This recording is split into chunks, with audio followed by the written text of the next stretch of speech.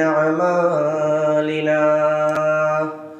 من يهده الله فلا مضل له ومن يضلله فلا هادي له ونشهد أن لا إله إلا الله ونشهد أن محمدا عبده ورسوله أما بعد فإن خير الحديث كتاب الله وخير الهدي هدي محمد صلى الله عليه وسلم وشر الأمور محدثاتها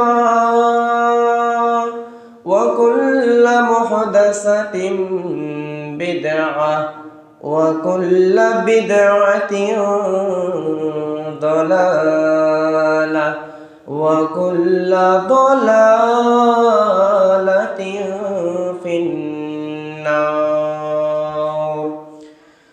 أرسله بالحق بشيرا ونذيرا وداعيا إلى الله بإذنه وسراجا منيرا أما بعد فأعوذ بالله من الشيطان الرجيم بسم الله الرحمن الرحيم يا أيها الناس اتقوا ربكم الذي خلقكم من نفس واحدة وخلق منها زوجها وبث منهما رجالا كثيرا ونساء واتقوا الله الذي تساءلون به والأرحام إن الله كان عليكم رقيبا يا أيها الذين آمنوا اتقوا الله حق تقاته ولا تموتن إلا وأنتم مسلمون بسم الله الرحمن الرحيم يا أيها الذين آمنوا كتب عليكم الصيام كما كتب على الذين من قبلكم لعلكم تتقون وقال النبي صلى الله عليه وسلم من صام رمضان إيمانا واحتسابا غفر له ما تقدم من ذنبه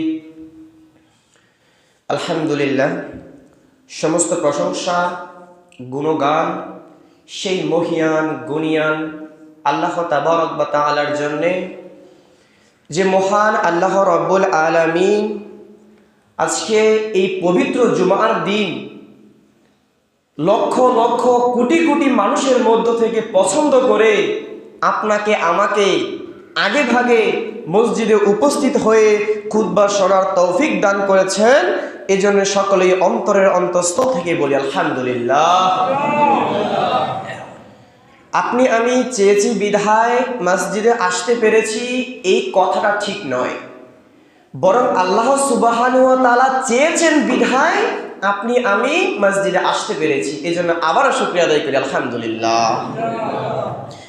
লাখো কোটি দরুদ ও সালাম বর্ষিত হোক আমাদের প্রিয় নবী, আমাদের আদর্শ, আমাদের নেতা, সর্বশেষ নবী মুহাম্মদুর রাসূলুল্লাহ সাল্লাল্লাহু আলাইহি ওয়াসাল্লাম।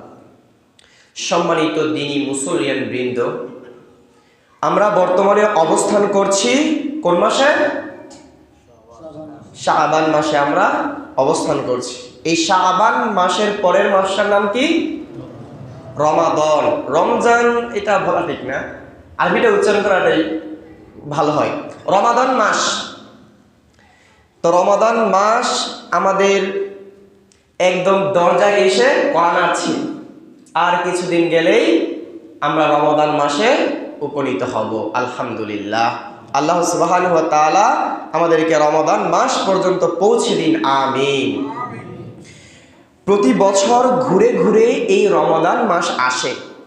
কখনো কি আমি আপনি চিন্তা করেছি যে বছরে একটি মাস রমাদান মাস, এই একটি মাসে সিয়াম পালন করা প্রত্যেকটা নর নারীর উপরে, যারা প্রাপ্তবয়স্ক তাদের উপরে কি সুন্নত? সুন্নত, ফরজ। শুধুমাত্র একটি মাস, আর বাকি যে 11টি মাস রয়েছে ওই মাসে যদি আপনি আমি সিয়াম পালন না করি, আল্লাহ তাআলা কিয়ামতের দিন জিজ্ঞাসা করবেন না, হে আব্দুল্লাহ, আব্দুর রহমান, তুমি রমাদান মাস ছাড়া অন্য মাসে সিয়াম রাখলে না কেন? এটা আমাদেরকে জিজ্ঞাসা করবেন না। কিন্তু আপনি আমি যদি রমাদান মাসে সিয়াম না রাখি, যদি শরীরে কোনো অজর থাকে সেটা ভিন্ন কথা। যদি আপনি আমি রমাদান মাসের সিয়াম না রাখি, তাহলে আল্লাহ রাব্বুল আলামিন আপনাকে আমাকে অবশ্যই জিজ্ঞাসা করবেন যে তুমি রমাদান মাস পেয়েছিলে? হ্যাঁ, আমি রমাদান মাস পেয়েছিলাম। রমাদান মাসের সিয়াম তুমি কেন রাখলে না? এর জবাবদিহিতা আপনাকে আমাকে করতে হবে। এই যে এখন শাবান মাস, আপনি যদি সিয়াম পালন করেন আপনার জন্য এটা ভালো, উত্তম। কিন্তু আপনি যদি না রাখেন তাহলে আপনি কি জবাবদিহিতার মধ্যে পড়বেন? না। তবে রাখলে অবশ্যই সেটা আপনার জন্য কল্যাণকর। তাহলে আমরা বুঝতে পারলাম যে 12টি মাসের মধ্যে একটি মাস রয়েছে, তার নাম হচ্ছে রমাদান মাস। আর এই মাসে সিয়াম রাখাটা হলো ফরজ। ঠিক আছে, বুঝলাম যে রমাদান মাসে সিয়াম পালন করাটা ফরজ। কিন্তু আল্লাহ রাব্বুল আলামিন কেন আমাদেরকে এই সিয়ামটা দিলেন? আমাদেরকে কষ্ট দেওয়ার জন্য, যাতে আমরা না খেয়ে থাকবো, আমাদের কষ্ট হবে, এই জন্য দিয়েছেন আমাদেরকে? না। আমরা কি একটা বার চিন্তা করেছি আপনার বয়স হতে পারে 50 বছর, আপনার বয়স হতে পারে 70 বছর, তাহলে 70 বছরে আপনি 70টা রমাদান মাস আপনি পেয়েছেন। কখনো কি আমি আপনি চিন্তা করেছি কেন আল্লাহ রাব্বুল আলামিন আমাদেরকে এই রমাদান মাস তিনি দিলেন? কখনো কি আমরা চিন্তা করেছি? বলেন, চিন্তা করেছি? চিন্তা আমরা করি না। কেন রমাদান মাসটা দিলেন? কেন একটি মাস রমাদান মাস রোজা রাখতে হয়? আসুন পবিত্র কোরআনুল কারীম থেকে আমরা জেনে নেই। সূরা বাকারা, কোরআনের দ্বিতীয় সূরা, আয়াত হচ্ছে 183। বিসমিল্লাহির রহমানির রহিম। ইয়া আইয়ুহাল্লাযীনা আমানু কুতিবা আলাইকুমুস সিয়ামু কামা কুতিবা আলাল্লাযীনা মিন ক্বাবলিকুম লাআল্লাকুম তাত্তাকুন। আল্লাহ রাব্বুল আলামিন ঈমানদারদেরকে ডেকে বলছেন, এই পুরো পৃথিবীতে যত ঈমানদার রয়েছে, যারা আল্লাহকে বিশ্বাস করে, দুনিয়াতে অনেক মানুষ আছে না, কেউ হিন্দু, বৌদ্ধ, খ্রিস্টান, নাসারা, অনেক ধর্মাবলম্বীর মানুষ রয়েছে। এত এত ধর্মের মানুষের মধ্য থেকে আল্লাহ তাআলা শুধুমাত্র এক শ্রেণীর মানুষকে ডাক দিয়েছেন। সেটা কারা? ইয়া আইয়ুহাল্লাযীনা আমানু, হে আমানুগণ, হে ঈমানদারগণ, তোমরা যারা ঈমান এনেছ, তোমরা যারা বিশ্বাস স্থাপন করেছ, তোমরা শোনো, কুতিবা আলাইকুমুস সিয়াম, তোমাদের উপরে এই যে রমাদান মাসের সিয়াম ফরজ করে দেওয়া হয়েছে। শুধু কি আমাদের উপরে? না। যদি শুধু আমাদের এই উম্মতে মুহাম্মাদের উপরে ফরজ করে দেওয়া হতো তাহলে মনটা খারাপ হয়ে যেত। আরে পূর্বে কত জাতি গিয়েছে, কত নবী রাসূল গিয়েছে, আর আল্লাহ তাআলা শুধুমাত্র আমাদের উপরেই এই রমাদান মাসের সিয়ামটা দিলেন, একটু মন খারাপ হতো না? যদিও আল্লাহ তাআলার বিধান মেনে নিতে হবে, তারপরও একটা কেমন যেন লাগে যে আল্লাহ তাআলা পূর্বের জাতিকে এই বিধানটা দেননি, এই সাওমটা দেননি, আমাদেরকে দিয়েছেন। কিন্তু আল্লাহ তাআলা বলছেন, শোনো, শুধু তোমাদেরকে আমি এই সিয়াম ফরজ করিনি, কামা কুতিবা আলাল্লাযিনা মিন ক্বাবলিকুম, ওই যে তোমাদের পূর্বে যারা গত হয়েছে, তোমাদের পূর্বে যারা মারা গিয়েছে, এই দুনিয়া থেকে বিদায় নিয়েছে, তাদের উপরও সিয়াম ছিল, তাদের উপরও এই সিয়াম ছিল। তবে আমাদের মতো সম্পূর্ণ মাস নয়, কেউ হয়তো 2টা 4টা এরকম বিভিন্নভাবে তারা রাখতো, তবে সিয়াম তাদের ছিল। এরপর আল্লাহ তাআলা কি বলছেন? লাআল্লাকুম তাত্তাকুন, যাতে তোমরা কি হতে পারো? বলেন বলেন, জোরে বলেন। তাকওয়া, মুত্তাকি হতে পারো। তা আল্লাহ তাআলা এখানে মুত্তাকি কথাটাই কেন বললেন? আল্লাহ তাআলা তো লাআল্লাকুম তুরহামুন বলতে পারতেন, লাআল্লাকুম তুফলিহুন বলতে পারতেন। তোমরা সিয়াম রাখলে তোমার সফল কাম হবে, সিয়াম রাখলে তোমাদের উপরে আল্লাহর রহমত বর্ষিত হবে। আল্লাহ এত কিছু না বলে একটা শব্দ ব্যবহার করেছেন, একটু বোঝার চেষ্টা করেন। তাত্তাকুন ব্যবহার করেছেন। তাত্তাকুন মানে হচ্ছে আল্লাহর ভয়। আজকে জুমার খুতবা নির্ধারণ করেছি আমি এটাই, যে সাওম আমরা রাখি, এর মূল বিষয়টা কি এটা আমাদের জানা দরকার আছে না?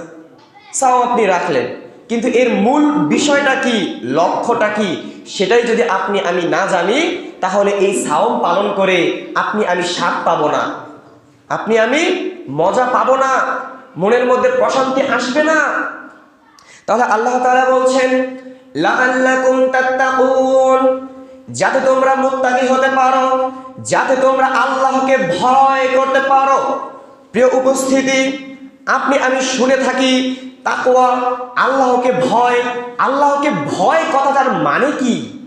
একটা অন্ধকার ঘরের মধ্যে দরজা জানালা বন্ধ করে আপনি চুপি সরে এক জায়গায় বসে থাকলেন, আল্লাহকে ভয় করি, এর নাম তাকওয়া? এর নাম তাকওয়া না, এর নাম তাকওয়া নয়। তাকওয়া কি আপনি জেনে নিন। তাকওয়া কি? প্রত্যেকটা ইবাদতের মূলে রয়েছে তাকওয়া। যেমন এই যে সিয়াম বলছে, তোমরা যদি সিয়াম পালন করো তাহলে কি হবে? তোমরা মুত্তাকি হতে পারবে। এরপর রমাদান মাসের পরে আমাদের কি আসে? ঈদুল আজহা আসে, কুরবানির ঈদ, তাই না? কুরবানি করার লক্ষ্যটা কি? তাকওয়া। আয়াত কি? লাইয়ানালাল্লাহা লুহুমুহা ওয়ালা দিমাউহা ওয়ালা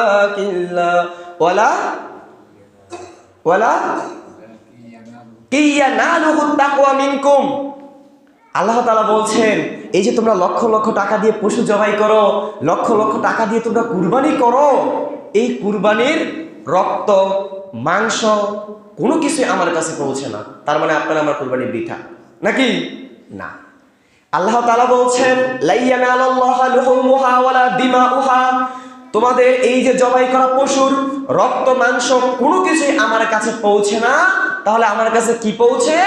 তাকওয়া, তোমাদের আল্লাহর প্রতি ভীতি, আল্লাহর ভয়, আল্লাহর বিধান পালনে তোমরা মেনে নিয়েছ, আল্লাহ বলেছেন তোমরা করেছ, এই যে তাকওয়া অবলম্বন করেছ, এই তাকওয়াটাই আমার কাছে পৌঁছে। তাহলে প্রত্যেকটা ইবাদতের মূলেই রয়েছে তাকওয়া। এবার আসুন জানি তাকওয়া কাকে বলে।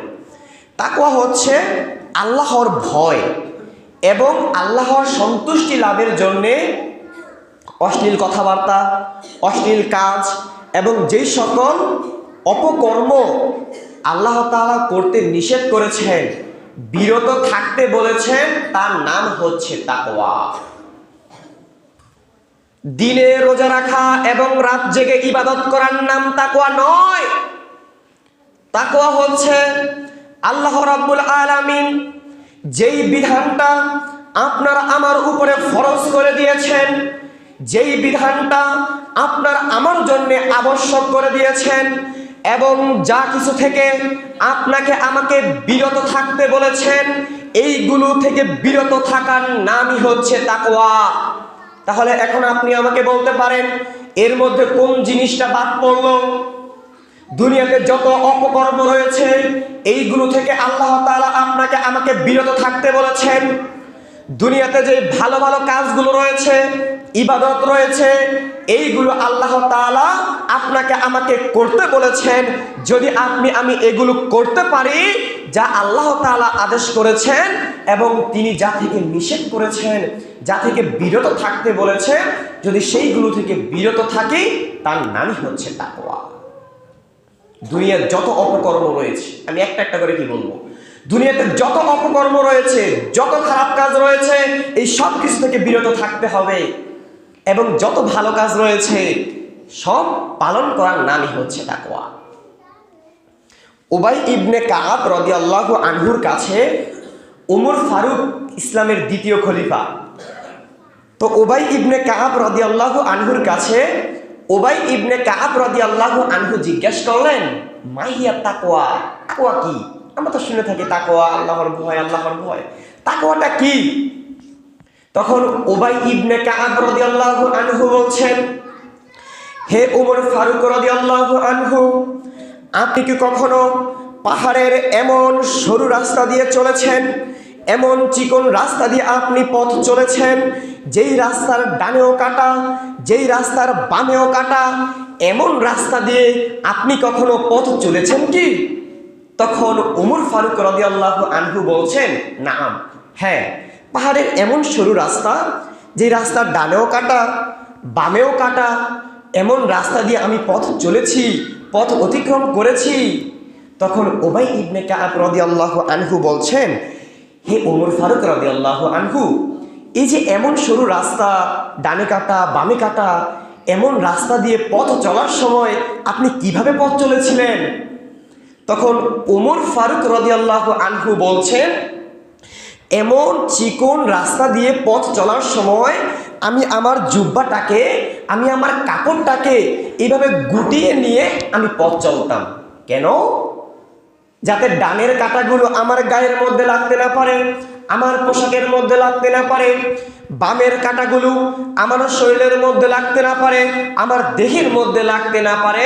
এই জন্য আমি নিজেকে গুটিয়ে নিয়ে গুটিসুটি হয়ে আমি ওই রাস্তা দিয়ে অতিক্রম করতাম। কারণ ডানে কাঁটা বামে কাঁটা আপনি চাইলেও দৌড় দিয়ে যেতে পারবেন না, কাঁটা লেগে যাবে, কেটে যাবে, রক্ত বের হবে, তাই না?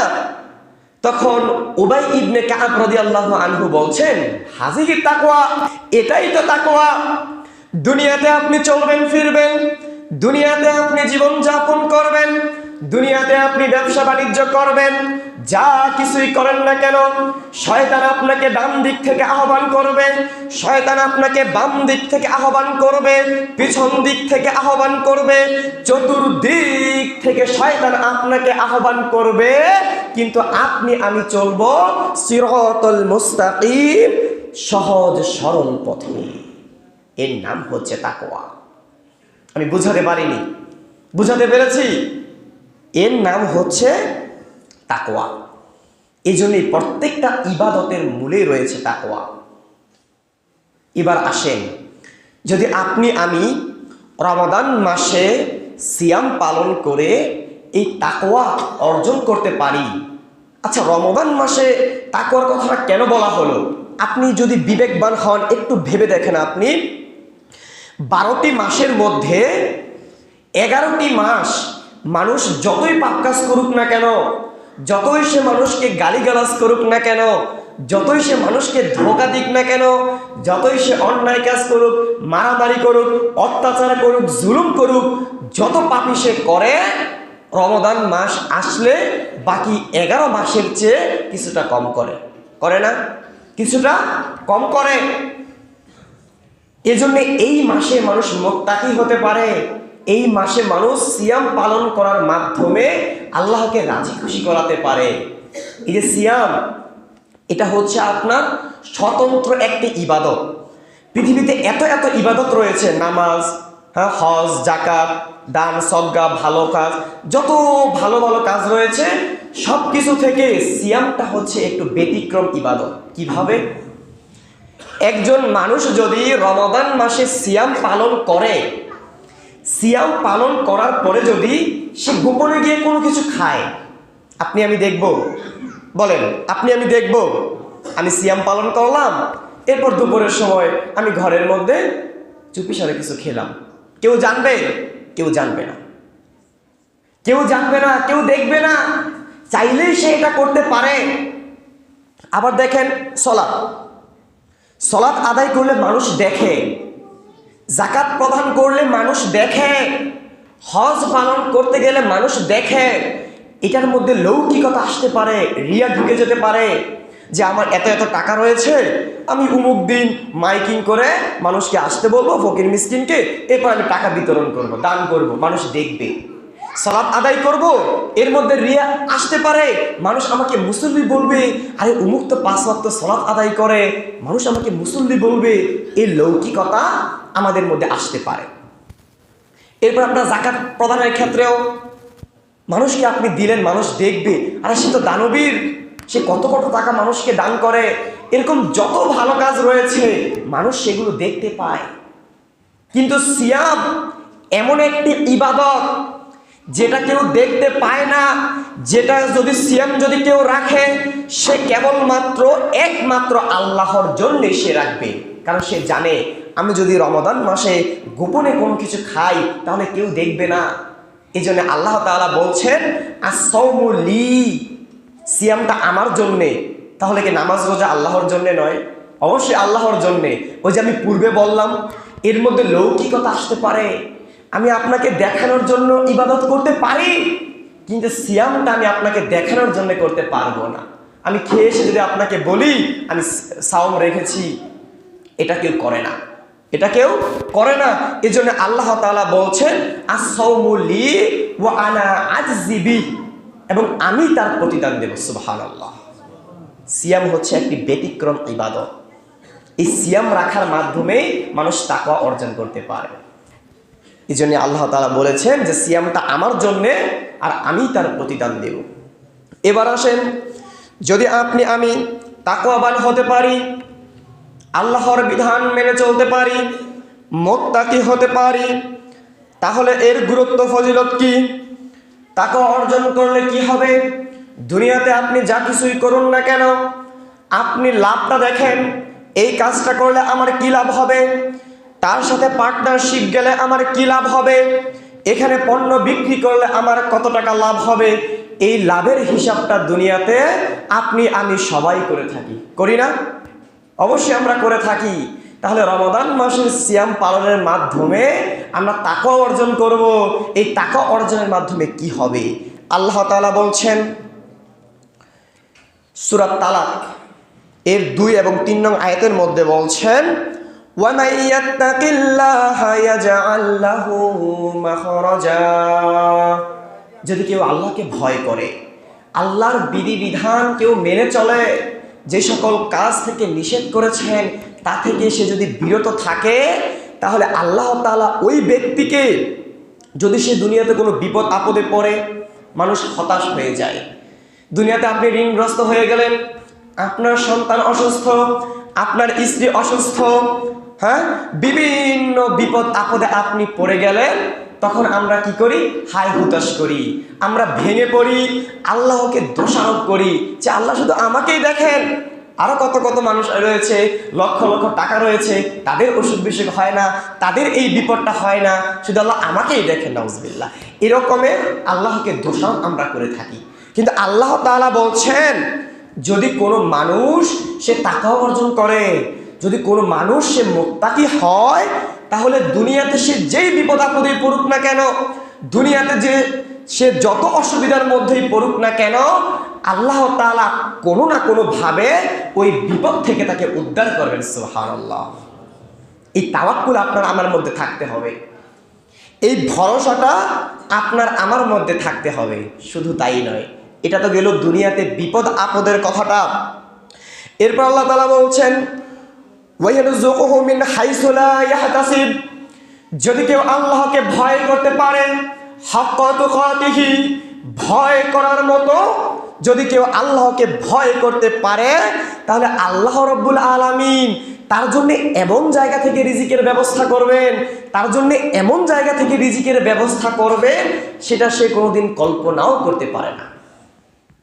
সুবহানাল্লাহ বলবেন না? সে কোনোদিন ওইটা কল্পনাও করতে পারে না যে এমন জায়গা থেকে আমার রিজিকের ব্যবস্থা হলো, এমন জায়গা থেকে আমার খাওয়ার ব্যবস্থা হলো, এমন জায়গা থেকে আমার পড়ার ব্যবস্থা হলো, এমন জায়গা থেকে আমার থাকার ব্যবস্থা হলো, সে এটা কল্পনাও করতে পারে না। এটা সে কল্পনাও সে করতে পারবে না যদি আপনার আমার মধ্যে আল্লাহর ভয় থাকে, যথাযথ ভয়, যেমনিভাবে তাকে ভয় করা উচিত এমন ভয় যদি আপনার আমার মধ্যে থাকে, তাহলে আল্লাহ তাআলা এমন জায়গা থেকে রিজিকের ব্যবস্থা করবেন যেটা আমরা কল্পনাও করতে পারি না। শুধু তাই নয়, যারা মুত্তাকি, আল্লাহ তাআলা বলছেন ইন্না আকরামাকুম ইনদাল্লাহ, নিশ্চয় আল্লাহর কাছে সম্মানিত হলো ওই ব্যক্তি আতকাকুম, যে তোমাদের মধ্যে তাকওয়াবান, যে তোমাদের মধ্যে মুত্তাকি, যে তোমাদের মধ্যে আল্লাহ ভীরু, ওই ব্যক্তিটাই হচ্ছে আল্লাহর কাছে সমস্ত মানুষের চেয়ে উত্তম, সমস্ত মানুষের চেয়ে সম্মানিত। আপনাকে যদি জিজ্ঞেস করি আপনাদের এই এলাকার সবচেয়ে সম্মানিত ব্যক্তিকে, তখন আপনি হয়তো বলবেন যার টাকা পয়সা রয়েছে, যার অঢেল সম্পদ রয়েছে, ব্যাংক ব্যালেন্স রয়েছে, সেই হয়তো সবচেয়ে সম্মানিত ব্যক্তি। কিন্তু না, আল্লাহ তাআলা বলছেন তোমাদের মধ্যে যে সবচেয়ে বেশি আল্লাহকে ভয় করে সেই হচ্ছে সবচেয়ে সম্মানিত। একজন ফকিরও সবচেয়ে সম্মানিত ব্যক্তি হতে পারে, একজন মিসকিনও, একজন এতিম ব্যক্তিও আল্লাহর কাছে সবচেয়ে সম্মানিত ব্যক্তি হতে পারে যদি তার মধ্যে তাকওয়া থাকে। আর যতই সে অর্থ সম্পদের মালিক হোক, যতই সে লক্ষ লক্ষ টাকার মালিক হোক, যতই তার ক্ষমতা দাপট থাকুক না কেন, সে যদি আল্লাহর বিধান না মানে, সে যদি আল্লাহরকে ভয় না করে, তার মধ্যে যদি তাকওয়া না থাকে, তাহলে ওই ব্যক্তি আল্লাহর কাছে সম্মানিত নয়, সবচেয়ে নিকৃষ্ট হবে ওই ব্যক্তি। তাহলে সম্মানিত কাকে বলবেন? বলেন, সম্মানিত কাকে বলবেন? যার মধ্যে আল্লাহর ভয় রয়েছে তাকে বলবেন। এটা যে কেউ হতে পারে। আপনি যদি আল্লাহকে যথাযথভাবে ভয় করেন যে হ্যাঁ আমি আল্লাহকে যথাযথভাবে ভয় করব, যখনই আজান হয়ে যাবে আমি সালাতে এসে যাব, যখনই আপনার জুমার আজান হয়ে যাবে আগে ভাগে গোসল করে মসজিদে চলে আসব, আমি সকল ক্ষেত্রে আল্লাহকে প্রাধান্য দিব, হালাল হারাম মেনে চলবো, হালাল হারাম মেনে জীবনযাপন করব, এই সব ক্ষেত্রে যদি আমি তাকওয়া অবলম্বন করতে পারি, তাহলে আমি আল্লাহর কাছে সবচেয়ে সম্মানিত ব্যক্তি হতে পারবো। এই তাকওয়ার ফজিলত বলতে গেলে অনেক সময় বলে শেষ করা যাবে না। আল্লাহ তাআলা বলছেন যে ব্যক্তি আল্লাহকে ভয় করে, শুধু অনুবাদটা বলছি, যে ব্যক্তি আল্লাহকে ভয় করে আল্লাহ রব্বুল আলামিন ওই ব্যক্তিকে ফুরকান দান করবেন। ফুরকান হচ্ছে সত্য এবং মিথ্যার মধ্যে পার্থক্যকারী তাকে বানাবেন। এটা অবশ্যই আমাদের জন্য গুরুত্বপূর্ণ। সত্য এবং মিথ্যার মধ্যে পার্থক্যকারী, ন্যায় এবং অন্যায়ের মধ্যে পার্থক্যকারী ব্যক্তি আমাদের এই সমাজে, আমাদের এই দেশে অবশ্যই গুরুত্বপূর্ণ। আজ মানুষ সঠিকটা না জানার কারণে, মানুষ আজ সত্যটা না জানার কারণে সে বিচার ফয়সালা করতে গেল 500 টাকার লোভে সে বিচার ঘুরিয়ে দিল, 500 টাকার লোভে বিচার ঘুরিয়ে দিল, একটু পানের স্বাদ নেওয়ার কারণে সে বিচার ঘুরিয়ে দিল, হ্যাঁ একটু আপনার কি পুরি সিঙ্গারার লোভে সে বিচার ঘুরিয়ে দিল, কারণ তার মধ্যে ন্যায় এবং অন্যায়ের পার্থক্য করার যোগ্যতা ওই ব্যক্তির মধ্যে নেই। কখন তার মধ্যে ওই যোগ্যতা হবে? যখন সে আল্লাহর বিধান মানবে, তখন তার মধ্যে যোগ্যতা হবে।